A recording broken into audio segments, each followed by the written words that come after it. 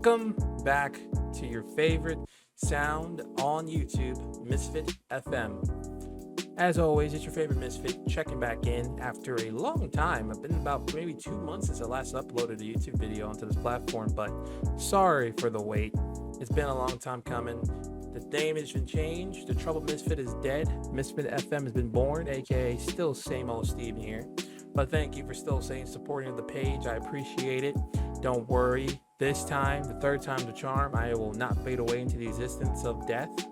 I am back, fully recharged and ready to go. And today, I'm hitting you with another installment in the ever-growing series of Let's Talk About It. Because there's some things that come to my mind, and I want to talk about it. So, we got some questions here that I typically get asked from Trouble Sasuke, or well, now known as Misfit Sasuke. Down below my description is all my socials. Misfit Sasuke for anime. Personal is Misfit FM. But primarily with Misfit Sasuke, I get asked a lot of questions about the content I make on there. And I felt like I should use this platform to answer them. So if any of the questions I talk or been asked about on Misfit Sasuke have been answered here, make sure if they haven't, to comment down below and I'll make sure to answer them in the next video. Okay, the first question I'm reading off my tablet says, what programs do you use to make your content? All right, so I use a lot of different programs to make content, primarily for Instagram. Let's say physically for my graphics, I probably use Adobe Photoshop primarily. So obviously Adobe Photoshop is cheap from a price standpoint, but also from a learning aspect. This is something you can easily hop into and just make stuff. You could do that, but to make stuff that you see on my page, like this graphic right here, a little bit out of your league, especially from a beginner standpoint. Now, I'm not discouraging anyone from even trying to do what I'm doing, but I will hit you with the reality check that to get to where I'm doing with that type of graphic, it took me a long time to do. So, word of advice, learn, teach yourself sometimes, because I'm a self-taught individual. I took maybe like one class in college when I attended, when it taught me a little bit about Adobe Photoshop, but everything else I'm self-taught about. I don't got no degree in Adobe or certification in it. I just kind of taught myself via YouTube. YouTube's a great resource for any free learning course that you can find around Adobe. And also if you can afford Adobe, because Adobe is cheap. Adobe's not cheap. Adobe costs money. So if you can afford Adobe, any free learning resources, I've used it, you know. If you got an ability to use LinkedIn Learning, use it. It has a lot of good resources there as well. But Adobe Photoshop is the main thing for graphics. But videos, I'm probably more Adobe Premiere Pro, After Effects. Mobile edits, probably going to be InShot and Prequel. So Adobe, Photoshop and After Effects, those platforms are more like, how I explain them is basically Premiere is like that baby, and then After Effects is the mother. The mother is more trickier than the baby. After Effects is like super tricky, complex, so you need to have a proper understanding of Premiere Pro first before you hop into After Effects, because After Effects is all the cool stuff you see in movies. Premiere Pro just sets up the stage. So learn the baby, then take on the mom. Weird example, I know, but it's just kind of something simple and anyone can understand it. InShot and Prequel are just mobile apps that I use to make a lot of my mobile edits. So any of the reels you see on my page or any of just like simple edits, I make on that because sometimes I don't feel like hopping on my computer, making an edit, exporting it, uploading it to my phone, and then posting it on Instagram. Like, it's a lot of work. But if you're determined, then yes, you'll do it, as I've done many times before. But for many of you, if you're not that determined, I can understand that. Why do I use a lot of these programs to do the stuff I'm making? I mean, well, I just enjoy making content at the end of the day. I've kind of grown out of that mindset that I care a lot about becoming quote-unquote famous as much as the next guy. I think once I get to that point in my life, I'll kind of look back and be like, okay, this is how younger me thought, and this is me 5 years later thinking, oh wow, I'm this age old and I think maybe we're wiser, maybe not so wiser. It just depends. I think I will still make a lot of mistakes. I'll have my highs and lows.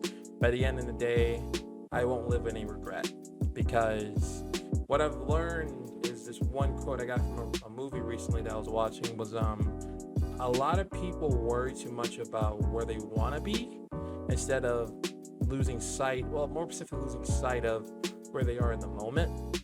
So it's very important to me to live in the moment and take as much in as I can. Rather it's hanging out with my friends, making content, being praised by some famous actor, whatever it is. Just live in the moment, good or bad. All right, next question is, how do you get inspired to make content? So a lot of my content I'm inspired to make is kind of stuff I've seen when I was a kid growing up. I've seen a lot of cool graphics growing up. I'm a 98 baby. I was born in 1998. A lot of graphics I saw when I grew up in the city, really loved Philadelphia. I saw a lot of billboards, saw a lot of flyers, newspapers that really were inspiring. But obviously, as I got older, my aesthetics changed. I was part of the generation of Tumblr before the whole, surge of kind of them losing flavor. But Tumblr was a good resource for me as a kid just because I saw a lot of cool artists making cool things. And I wanted to do what they did, especially like artists like Boss Logic before the whole Instagram craze. Like I wanted to make stuff like he did. Now I can do that.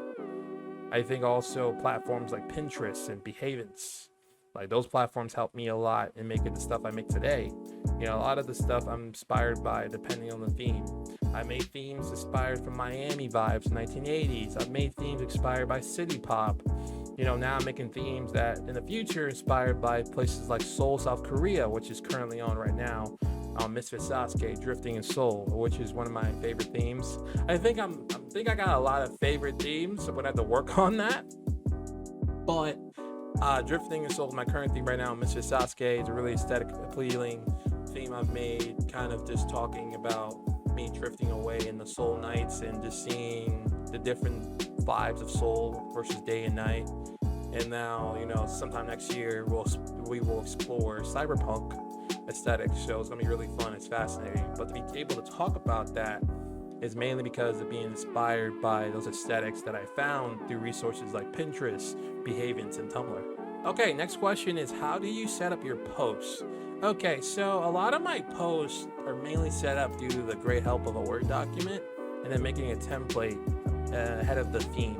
So a lot of the themes that you guys see on my Misfit Sasuke page, they're made ahead of time, like months prior, months in advance. They're kind of slowly started out through the current theme that's placed. So like the theme before Drifting in Seoul was late nights on Ocean Drive. And during the duration of that theme, probably during the summertime, I already started making Drifting in Seoul, because most of my themes go by each season. So whenever the summer comes around, I'm rolling out that theme. But at the same time, I'm thinking about, okay, what's next? Like I'm always like, for example, how I typically go about it is I'll make a list of potential themes I can explore. So Drifting in Seoul was one. A Misfits Misfortune, which is the one that's coming out mid next year. The one about Vegas. A lot of these themes, I just kind of just spitball in a list on my phone and be like, okay, can I make something around that? Can I not? Then I look up stuff that was like, hey, what's the aesthetic of this thing around that time period? If I'm trying to fit a specific time period. But if I can't fit that specific time period, okay, what about me personally? Like, what can I do with this theme? What can I do with it? I just started like freestyling in Adobe and to be like, okay, let's do something like this and that. And then if I hate it, I'm like, nah, scrap it. I've probably scrapped hundreds of themes just because I think they're trash or like they don't fit my standard of what I want to put out there in the world. So I have a little document that I make in my phone, and then once I finalize that idea, I flush out the concept, then I get to work. And then once I get to work, the theme is made. Now, when the theme is made, I have templates already ready to go that I can easily just, make a copy of it, name it this particular file. So for example, like let's say I'm naming this file, okay, chapter 69 analysis of Boruto, and it's for my thoughts template. Make the copy, drag it over. I type out all my stuff in a Word document. I just flush it out, just type. And then I leave it. I type everything I want to say for a post. I leave it for the next day. And then the day I make content, I just edit it to clean up any grammar errors and then, add it onto the theme and then adjust the theme to wherever I like it is for that post. I've learned that method works so great for me because I can make it maybe a week's worth of content, schedule it like that. I like to have that balance I think a lot of people who make content for a living have a balance for themselves. So I think it's important to like find a way to have that kind of degree of expertise for your own content. If you want to have, if you're kind of a working person, you want to make content at the same time, find a day where you can make the content that day. Throughout that week, though, if you have like an hour or maybe 30 minutes, just type something out. Just, whatever comes to your mind, that you can't research that much into yet until your content day. Just type it out, throw it in a Word document, and then come back to it on your content day. You'll be amazed at what you can flush out in that span. All right, the last question someone's asked me is, what are some tips on working in the field of social media? So for those who are unaware, outside of what I do here on YouTube and on Instagram, I do work in the field of social media for a living. I work for a lot of cool companies, a lot of famous companies, and I've worked also for my university as well. So a lot of the things I can say that you need to know about learning in the field of social media, biggest tip is you gotta multitask a lot. You have a lot of things to knock out in the duration of the day. So obviously having a little checklist, a little notepad, whether on your phone or in person. I know a lot of people like to have more of a physical thing than their phone. I'm more of a mixture of both. I like having both if I can. So you gotta learn to multitask a lot. So write down a list of something to do, make sure it gets done. I'm a big fan of doing everything I need to do for that day that I had on my to-do list before I get to chill out for the rest of the day. So definitely having something like that helps a lot. Learning to multitask can be challenging, but once you get a grasp of it and able to manage it pretty well, it can definitely help you in the long term, because multitasking is right up there with project management skills. It's important to balance out a lot of things. So just not just in your work life, but in personal life. So it helps. Trust me, it'll take you far. I feel like a lot of these people finesse their way to the top, and it's not as hard as people make it out to be. It's only that, though, keep in mind, they still put in the same amount of effort and work to beat the most talented people. One of my favorite quotes is, hard work beats talent when talent doesn't work. So if you got the talent, don't waste it. And if you waste that talent, don't be so shocked when someone just as hardworking steps up and takes your spot. So, I'm a very hardworking individual. And one of my favorite advices is always like, man, try to be one of the hardest workers in the room, but also be mindful of how much you can really do. Don't try to think you're invisible or some type of god. Don't think some motivational quote's gonna get you super amped up all the way. You won't always be motivated to do what you want to do. That's rather in personal thing or life. Focus on what you can do. Don't worry about what's outside of your control, because you can't do nothing with that. That's just a waste of time. Focus on what you can control and own it. Everything else is irrelevant. You can get back to the irrelevant stuff when you have the time, but only focus on what's in your control. That brings us to the end of today's video. Thank you so much for watching. I hope anything I said today resonated with you in today's installment of Let's Talk About It. This is your favorite Misfit checking out. Thank you for listening to the sounds of Misfit FM, and we will see you next time. Later, guys.